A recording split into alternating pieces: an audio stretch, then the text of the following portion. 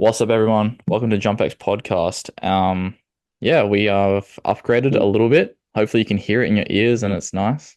Yeah, yeah, yeah, 100%. I could almost do ASMR right hmm now. I feel like with this hmm mic, upgraded camera setup, upgraded mic setup, you know. One, but at the same time, we still have a few more upgrades we want to make. So yeah, Yeah, every podcast are going to keep getting better. So hopefully, you guys can appreciate that. For those on YouTube, those on Spotify, it's really just the audio you'll be appreciating. one step at a time, one step at a time. Yes, sir. So this week it's mostly the mic setup. Next week, hopefully the camera setup will be a little bit better. Got a little Mm. light next to me and behind me, so you guys are watching on YouTube, you can see my pretty face even more and more, clarity in pixels, whatever. But same with Tom. We're literally just using our iPhones right now as cameras. Yeah, It's quite a hack. yeah, yeah. But yeah, anyways, guys, today we're gonna be talking about a few things that leave athletes plateaued with their verticals. Well, these are the main things I see that leave athletes plateaued with their verticals for a long, long time. And you as well, Tom, like I'm sure you're gonna have lots of things to add to this. Mhm. I got a list of things right here that I pretty much put out on threads on Instagram the other day. I listed a few things out. Now, just to jump straight into it, the first thing is essentially rocking up. Okay, well, I'm going to take this one step before I say this, is that, like, number one, you need to make sure you're having regular dunk sessions. Now, to some people, like, Yeah. that might be a super obvious thing, like, oh yeah, no shit, man. Like, but you'll be surprised how many people aren't even doing this step. So I need to mention this. So like one, make sure you're having regular jump or dunk sessions dedicated to just jumping, right? 100%. Outside of sport. Like you want to prioritize that as much as possible, but moving past that, well, just assuming you're doing that. The next thing is like I see this is a common mistake, like I see often is just essentially rocking up, doing the same dunks every session and never trying anything new or challenging themselves, essentially. Right. Okay. So they're Okay. kind of just rocking up, going through the motions and it can also be like a little bit of a fear thing. Like people can be afraid to look silly or, um, look stupid or Right. Okay. people have them, you know, see them be bad at something or, you know what I mean? Yeah. So it's kind of like we have a lot of athletes that I see just turn up and they're just doing the same thing every week. And I have to tell them, like, look, you know, or like even through the WhatsApp group chat as well, I have to tell them, Yep. like, look, try this, do this. Oh, you can do this dunk easily now. Now try this dunk, try to do it this way, and we hold them accountable to always ensure they're pushing themselves, and trying new things and getting uncomfortable and all that. Yep.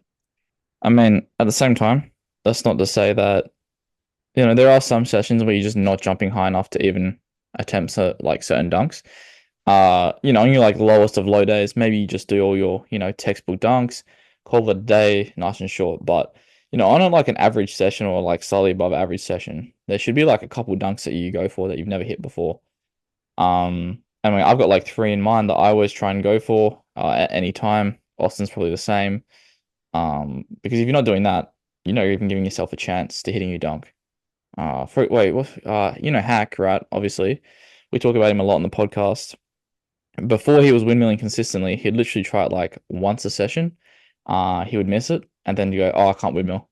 I'm like, bro, the amount of windmills Austin and I missed before we even hit our first one. You're gonna have to miss over 100, I would say. And even Bro, more than that's like that, not even, yeah, bro. yeah, Not like even. even I more to be mean, honest. Like, see, the better the athlete is, the less they're gonna miss before they hit the dunk, right? For me, I'm like kind of like yeah, I'm like super average. So for what? like I'm gonna take longer to learn a skill than say, Oh, someone that's like had a better, training background in learning Dylan skills. Hagen, Dylan Hagen. Yeah, someone like that, Yeah. right? Like they're gonna learn a dunk faster and pick it up faster, and Oh that's just yeah. part of them just being a better athlete, and that's one of the key differentiators between, you know, great athletes and average athletes. It's just the ability to learn and pick up skills faster. So there's a spectrum, right? That might take someone 500 attempts, it might take someone else like 100 attempts, but at the end of the day, like it's still going to take a lot of failures to hit new things, and you Yeah. want to be constantly like challenging yourself, like otherwise you're just going to stay stagnant and not progress, Hmm. you know? Yeah. I mean, you're not going to hit a dunk that you want to hit without trying it. Like, it's pretty Yeah. simple. It's pretty simple. It's not really that complicated what we're talking about, but it needs to be said because people just don't do that. So yeah, Yeah. Yeah. And you just got to get uncomfortable, not be afraid to look silly. You got to like fail and just screw it, have fun with it. But what you were saying before with like a low rim, right? yep. Um, or sorry, if you're jumping low, not a low rim. I know what you Uh, meant. Yeah, yeah, yeah, yeah, you need to. Well, in that scenario, like, I would make sure I have access to a low rim so then I can still attempt stuff, or even if I'm jumping yeah, lower, I can still attempt the same dunks I would normally do even though I'm jumping lower. That's where I think it's a you need to find a way to access that low rim at all costs if you're serious about improving as fast as possible. yeah, yeah. It's pretty simple, bro. Yeah. All right. Well, the next thing is never truly jumping maximally. So like, what do I mean by that, right? Mm. It kind of sounds obvious, but like you need to like drive intent with your jumps. So that might mean actually reaching for something that's slightly out of reach that you haven't touched before, or lobbing the ball higher and trying to catch higher and higher lobs. Yep. Or for me, for instance, what I do is like I try and hit my head on the rim when I check, to help drive intent, or elbow hang. 100%. I always ensure I include jumps like that at my sessions. And I know you do the same, Tom, as well. Yeah, yeah. I mean, I don't think any good jumper's not done that, to be honest. Yeah, it sounds like such an obvious thing, but you need to, I guess, you got progressive overload in the weight room, but you need to do the same with your jumping, or at least try to do the same with your jumping as Uh, well. Because well, that's like, yeah, I was gonna say that kind of is the same point with the first point, like it relates because if you're trying a new dunk, so say you're going for between the legs and you're going for it on 10 foot, you know, hit on 10 foot, maybe you've hit on like 9.5. If you're going for it on 10 foot, you can't be half-ass jumping. You're literally forced to do a max jump. So again, trying new things, reaching for things that are out of reach, whether that be a new dunk, vertex touch, high check or something like that, whatever. You have to be pushing yourself. Otherwise, your body's not got a reason to get better. I would even argue that jumping on a vertex or trying to reach for something extra high, like even if you're like pushing yourself to jump as high as possible, hitting a trick dunk, I feel like you're not like truly max jumping when you're even doing that, you know? Yeah. So what is a true max jump then for you? What's the Or what I was saying example? before, like reach for something you haven't touched before, height check, all that, like, you know, Okay, yeah. excluding dunking, like just jump and Outside try of to yeah, yeah. drive intent that way outside of dunking, you know? And it literally applies to anyone who's, trying to jump higher. If you can't touch the net, go try and touch the net. You can't touch the backboard, touch the backboard. You can't touch the ring. Like there's levels and levels. Like there's literally unlimited levels on this thing. And it can go even lower than net. You can find like a mini hoop and then move it up. You can literally start at like 7 foot if you like. Who can touch 7 foot? Like a 10-year-old maybe? 8-year-old? I don't know. Because, Whoever's like, yeah, yeah, I mean, I'm sure like a 10-year-old could touch 7 foot. But yeah, regardless, it doesn't matter how old you are, what your reach is, what the height of the thing you're trying to reach is, as long as it's like, that little bit out of reach and you're gonna fully max jump to go try and get it, you're gonna get better. yeah, because like for most people, like you're gonna jump higher doing a high check or like trying to go for an elbow hang or touch something higher than you are doing a trick dunk because you're not worried about doing the trick. It simplifies the movement so Yeah. then you can drive more intent through it. Yeah. Yeah, maybe that was a bad example. Especially like a really Yeah. complex tricks like any spin dunks, you're not gonna be jumping max. Between the legs, it's hard to jump max. But yeah, the point is jump hard, jump high. Yeah, that's the number one thing. That's literally the number one thing. Yes, like sir. literally trying to jump higher. You know, it's so obvious, but so many people don't do this because it's so obvious. Well, you know why You this know, works? Like, there's literally proof. There's literally proof that this works. Jordan Kilgannon, Isaiah Rivera. I mean, I wouldn't. You weren't really in one of those like jump or every day. you. Yeah. Well, I didn't want to put me in there because that's just a bit, you know. Well, this is the JumpX podcast, so we Yeah. can. Yeah. Well, yeah. I did go through that stage where I was jumping every day. So, and let me guess. Oh, it worked. Crazy. Like those first 6 months, like you just can't replicate in terms of progress. Like over 10 inches of it easily. Oh, 8 inches. Still massive. Insanely massive. The other thing is like when you're jumping maximally like this, your body's gonna like self-regulate and almost just organize itself to its most Yep. optimal strategy, like just automatically because um you're not really focused on technique, you're just focused on trying to jump as high as possible. So your body's gonna find a way to do that Yep. Yep. Well, as yeah, well. it's funny you say that though. Like, I remember back in the day, I don't know, do you know who Will Bunton is? He's like a very OG dunker. No. He was like one of the first guys people were like putting the 50-inch question mark on. And I was like obsessed with watching his videos. Even though he was left right, I still just loved like how he jumped. So I was like, well, I'm right left, but I'm gonna try and jump like this guy. And he's got a more of a traditional, like push into his penultimate. So like I really tried to jump like him at some point in my first year of training, and it just did not work. So, just by jumping every day, I eventually after maybe 2 years, kind of adopted the style that I have now. So I wasn't like straight away, I was, jumping into my penultimate like I do now. It kind of evolved over time. My body just saying, no, this is how we do it. Yeah, it's really funny. You and your dad jump the same. Yeah, but his is really like even more so a jump, isn't it? Like Yeah. his is honestly like a hop into his jump. Like I still have a little push, but yeah. Dad's almost like a double leg bound, but like pushing with one leg rather than Yeah, both. he's barely left right. He's Yeah. just the same. He's same. Oh well, works for him. So Just no, he just has no internal rotation. yeah, no, zero. Yeah. Yeah. Thanks, Dad. Thanks for the genetics. All right, next thing. Doing plyometrics that don't overload the body enough or challenge you, Hmm. right? We see this a lot, unfortunately. Yeah, so your plyometrics, like they need to challenge you, like doing sets of, 10 box jumps is you're very unlikely to get adaptations from that when you're already max approach jumping, which is a way higher quality stimulus. It's just a discount because, it changes your dunk. I mean, it changes your jump pattern because mentally you know that you have to bring your hips up. So you're gonna probably shorten your penultimate. You're not gonna jump as hard because you know you're gonna have to bring your legs up to get over the box. Secondly, you're not even getting landing. You're landing on a box, so you don't get that actual plyometric contact. Hence, box jumps not, they're not technically a traditional plyometric because there's no landing. Yeah. Yeah, I'm a Division One box jump hater, and you know But this.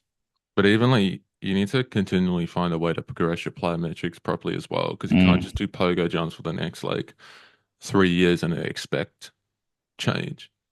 You know, you need to progress yeah, yourself past that point and progress to yeah, harder things and overload the hmm body, yeah, you know, eccentrically. yeah, yeah. It will work for a beginner. Or it'll work. Whatever, yeah, Yeah, it'll work for the first time you see it. But yeah, the first time you ever see a different exercise, a different variation of an exercise, just anything new, is the most your body's ever gonna get out of it. So when you chuck into your training, you know, make sure you're using it in the right way. Otherwise, you're literally wasting a new stimulus. yeah, no, 100%, 100%. Um, like another thing as well, like a really simple way of doing this is like a lot of people do depth jumps, right? Mm, But pretty much like they'll stay at the same box height forever. Like the easiest way to overload that is just increase the box height very slowly over time. yeah. It's like adding weight to the bar. Imagine just like that's the problem like a lot of people have with plyometrics is they just don't progress them well or properly. or in the way they should be. It's kind of like just rocking up, squatting the same weight every week, expecting to get stronger. Yeah. Nothing's going to happen. Yeah. You know, Yeah. you need to send signals to your body to actually change, or it's not going to change. So, Also, you need well, you can play with things such as ground contact time. So you can almost go the other way. If you have like a really yeah, high box and you're really getting off the floor slowly, like maybe it's like a 400 millisecond from the time you touch the floor off the box to you go down and come back up. That's like 400, 500 milliseconds. That's like a really terrible example because that's like slow as fuck. But let's just say that. And then, you're a jumper who needs to be quicker off the floor. Your RSI is poop. Well, we will have to obviously bring the box all the way down, maybe even like down as low as 6 inches, 8 inches, and then build your way up and making sure that, you get off the ground within a certain amount of time. Once you complete that, exactly going back to what Austin was just saying before, same principle applies. Keep moving the box up, but making sure you don't start slipping back into that old habit of getting off the floor slowly. there's so many ways to progress things depending on the type of adaptation you want to get Yeah. from the plyometric. And Mm. there's so many variations and things you can do. Um, you know, that's just where the art of training, programming, coaching comes in terms of how you want to go about it. So, Yeah. And it's going to be different for everyone, like if you could give like 10 people the exact same plyometric progression, two or three of them would do crazy on it. They would respond well. Maybe two or three of them would, you know, have an average reaction, gain maybe 1 inch of vertical as opposed to like 3 inches. And the one group might actually go backwards. They might get hurt or it's just not what they need at that point in time and it's just not doing anything for them. So, you got to choose your not only plyometric appropriately, but like how you progress them as well appropriately. Otherwise, it's not going to do anything for you. well, it's like Tom, like if you started doing like 3 sets of pogo jumps a week, Yeah, it's not that doing like anything, bro. it's gonna do fuck all for you. It's not doing anything. You Uh, know? yeah. So that's the kind of point we're trying to drive home. Yeah. Um, okay, next thing, not strength training with enough intensity. Explain. So like there's a number of ways you can go about this. It can just be like general effort, you know. So like just not pushing yourself enough or being afraid to push Okay. yourself, you Yep. know? Like adding you just gotta sometimes you just gotta add weight to the bar. Yeah. You gotta be scared, bro. Yeah. You gotta you gotta go Like into yeah. you gotta go on that session scared, man. Especially those like Yeah. week 3, week 4 cycles. Like no one's looking forward to that. Again, like this sounds so dumb and obvious, like the way I said it, but it's just true. Like it's just such a simple thing, but like even because even myself, I catch myself out not doing this enough when I should be, because I'm like, oh, I'm either scared to or worried about, having pain the next day. I'm like, whatever, whatever it is, like I did. Well, every Monday, like when I squat, like I'm like scared to do the set. Oh yeah. Yeah, because your body doesn't want to change, bro. Yeah, He's resisting. You gotta force it to adapt. You gotta yeah, say this is what we're doing, and we're gonna be yeah, doing this for the future. So you either adapt or you're gonna die. Don't give it a choice. yeah. Like when I was doing, I squatted like 160 on Monday, right? And I was like Yeah, scared to do the set. I'm like, oh shit, I haven't done this weight in a while, like, you know? yeah, yeah. And Flu. like, I was like, fuck, like, what if I fail? I'm like, I was just thinking, like, well, who cares? Like, I'll just dump the bar on the rack. It's fine. Yeah. Because of fuck, you know? And almost like it's such a mental battle as well. Because it's almost like I have to trick my brain into thinking that the weight is like lighter than it is. I'm like a little mental trick I use actually is like when I had like 160 on the bar, I'm like, well, it's not 180, so this is gonna be fucking easy. I I just mean, tell myself that in my sure. head, Yeah, and yeah, yeah. no, That's but yeah, it frames it in my head that oh fuck, this isn't that heavy, and yeah. then the Fair fear enough. factor just drops down quite dramatically. But the point we're trying to drive home is like, you need to push yourself. You need to push yourself to 100%. be uncomfortable constantly. And I guess that's the overarching uh point we're trying to get across today is like you always need to be pushing yourself, to do things that make you feel uncomfortable if you want your Yep. body to change, you know. But I guess going back to this strength thing, Hmm. yeah, just adding to the weight to the bar, like not that doesn't necessarily mean you should be pushing yourself to the point to where your technique breaks down or you're not ready, but for a lot of people, they just simply are unaware of what they're capable of or how much they can actually push themselves or like where actual true failure is. Like a lot of people think they might have only could have done one more rep, but they could have done like fucking three more, four more, Yeah, you know? I would say it's more rare I mean, sorry, it's more common that people don't push themselves than do push themselves too much. Because if you look at the general population, this is just outside of the jump world. This is like, just like in a regular gym.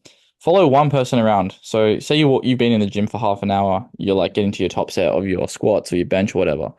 Someone walks in. Follow them. Well, don't follow them around because that's weird. But like, watch what they do in a non-creepy way, and like just check the intensity of their exercises. Like, most people will barely push RPE 6. They'll do like two mediocre sets, Yes. like three exercises, and they'll head home, and then I wonder why they haven't gotten anywhere. And it's like, bro, you can fix that just through intensity.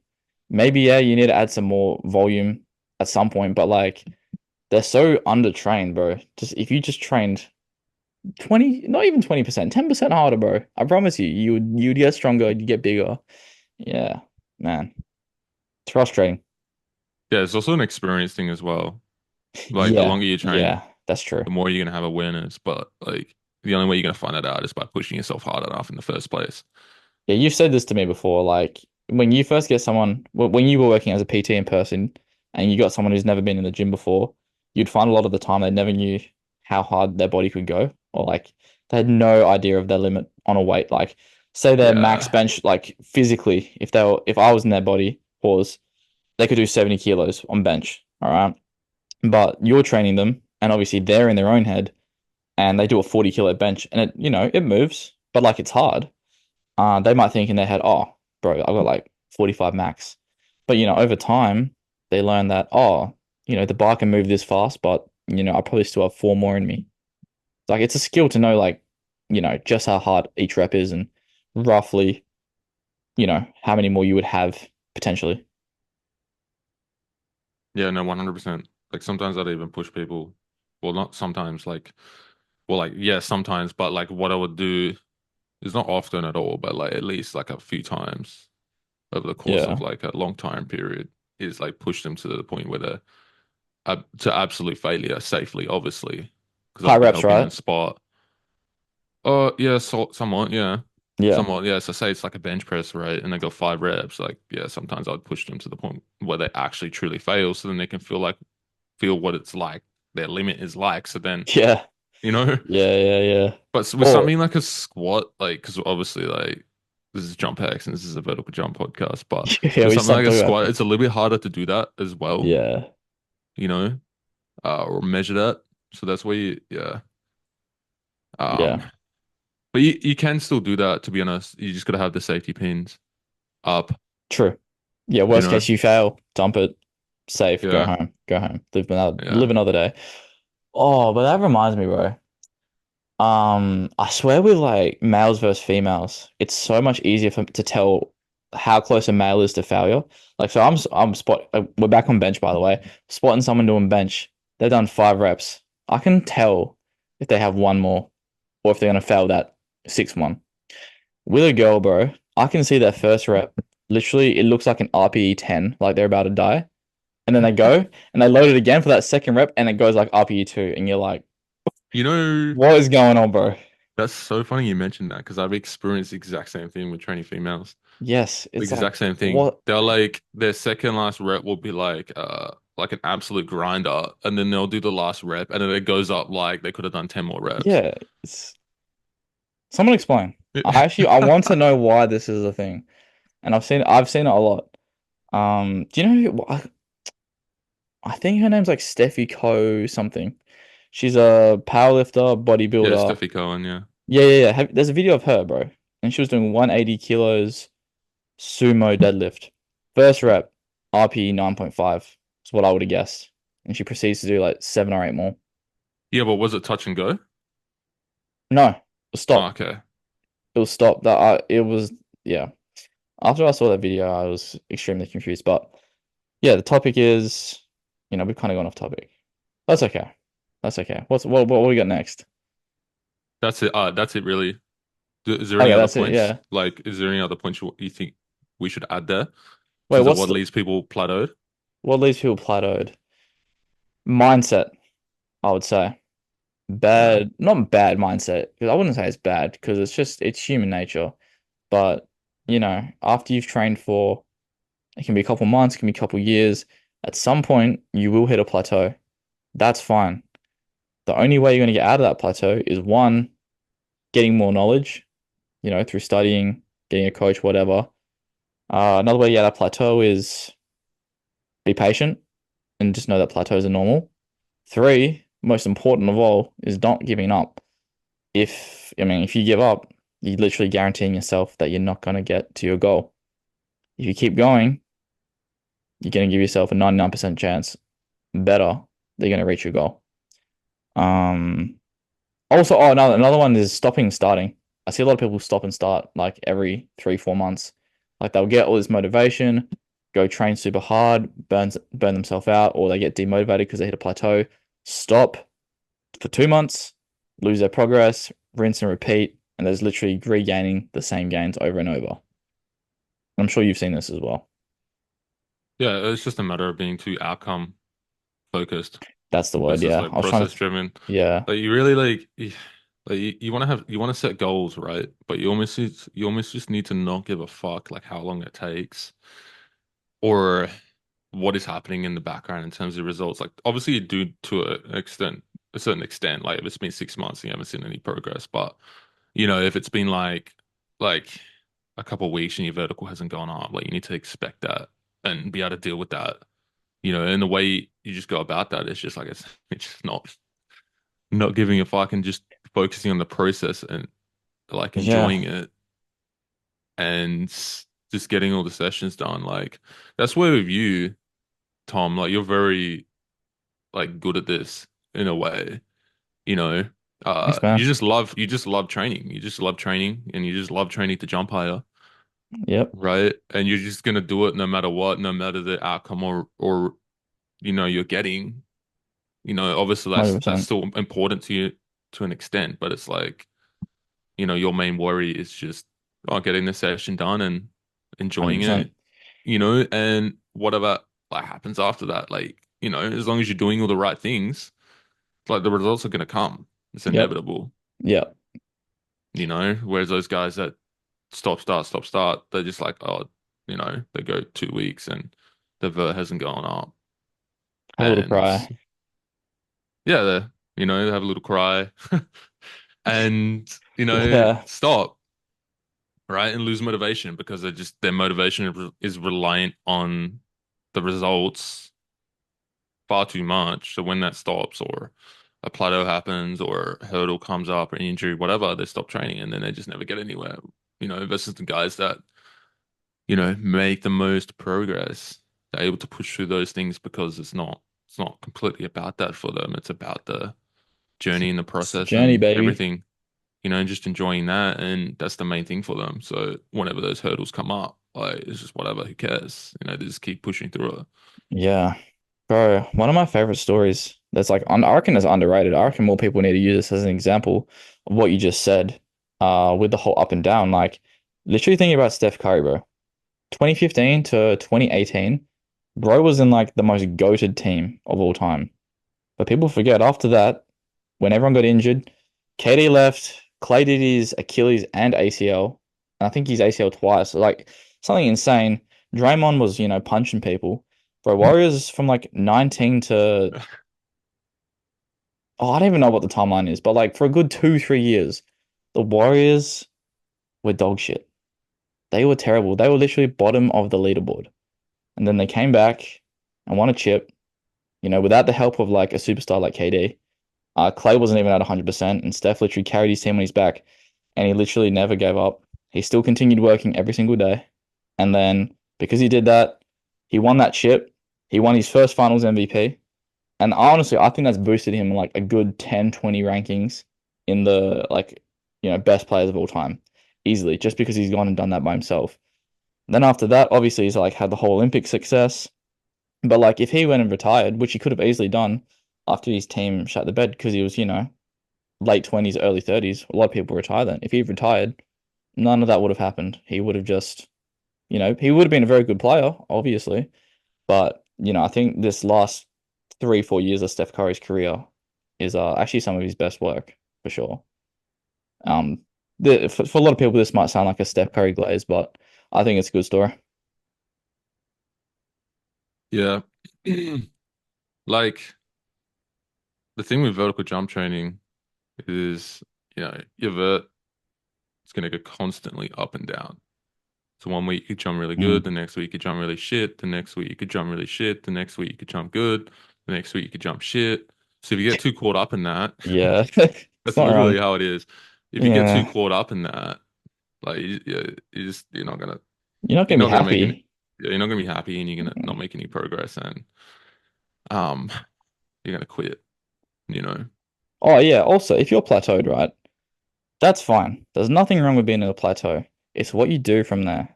That's important. And another thing I just remembered is, say you're in a plateau, or you're not happy with the results you're getting, or even your vert's gone down, and it's like consistently being going down for 3 months. That's like a worst case situation. If you're doing all the training right, I think it is very important that you look at your, outside perspective, your outside factors, sleep, nutrition. I mean, a little bit like in training intensity, making sure you're training hard, all of that. But look at the outside factors, like are you doing stuff outside vertical jump training that might be impeding your jump training? Now, this doesn't matter as much when you're beginner to training. You can just add the vert training on top, still play basketball, still go for runs, whatever. You still increase in vertical. But if you're really trying to push elite numbers, I'd say anything over 40. And then, 40 and beyond, you really need to start dialing in external factors. Otherwise, you're just spinning your tires at that point. Look at Jordan Kilgannon, for example. He's so dialed in that he won't even, this is an extreme example, but he won't even go for hikes. He won't travel to countries that he knows he can't get gym access because he wants to keep training.